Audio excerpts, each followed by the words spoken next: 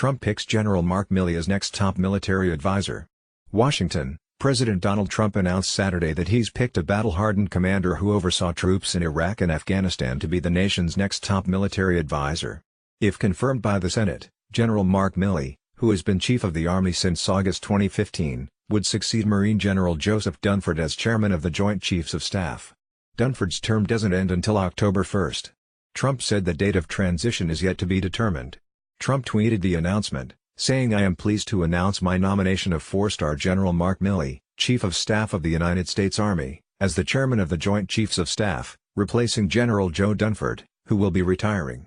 I am thankful to both of these incredible men for their service to our country." Dunford is a former Commandant of the Marine Corps and commander of coalition troops in Afghanistan. Milley commanded troops during several tours in Iraq and Afghanistan. Trump's decision, which he announced before leaving Washington to attend the annual Army-Navy football game in Philadelphia, caught some in the Pentagon by surprise on Friday. Normally an announcement on a new chairman wouldn't be expected until early next year.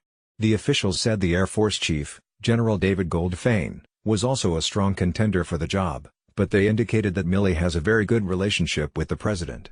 Trump hinted earlier Friday that he would make an announcement on Saturday, when he attends the game and is expected to perform the coin toss to decide which team gets the ball first. "I can give you a little hint, it will have to do with the Joint Chiefs of Staff and succession," he said.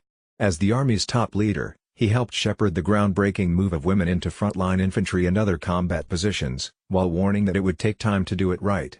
Milley is known as a charismatic, outgoing leader who has not been afraid to offer candid and sometimes blunt assessments to Congress. Last year he admonished the House Armed Services Committee for its inability to approve a defense budget, slamming it as professional malpractice. And in 2016, he told lawmakers, in answer to a direct question, that women should also have to register for the draft now that they are allowed to serve in all combat jobs. As the Army's top leader, he helped shepherd the groundbreaking move of women into frontline infantry and other combat positions, while warning that it would take time to do it right. More recently, he has worked with his senior officers to reverse a shortfall in Army recruiting when the service fell far short of its annual goal this year. He also played a role in one of the Army's more contentious criminal cases. While serving as head of U.S. Army Forces Command at Fort Bragg, North Carolina, Milley was assigned to review the case of former Army Sergeant Bo Bergdahl, who abandoned his post in Afghanistan and was held captive by the Taliban for 5 years. Milley made the early decision to charge Bergdahl with desertion and misbehavior before the enemy. Bergdahl was eventually found guilty, reduced in rank to private, dishonorably discharged and fined $10,000, but was spared any additional prison time.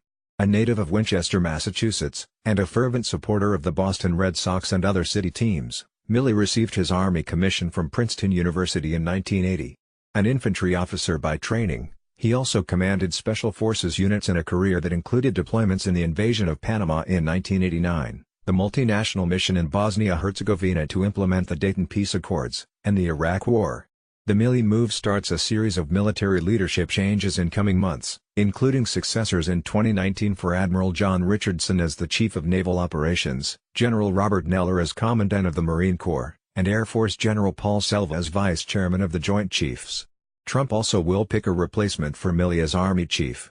Goldfein began his term as Air Force Chief of Staff in 2016, so wouldn't be expected to step down until the summer of 2020.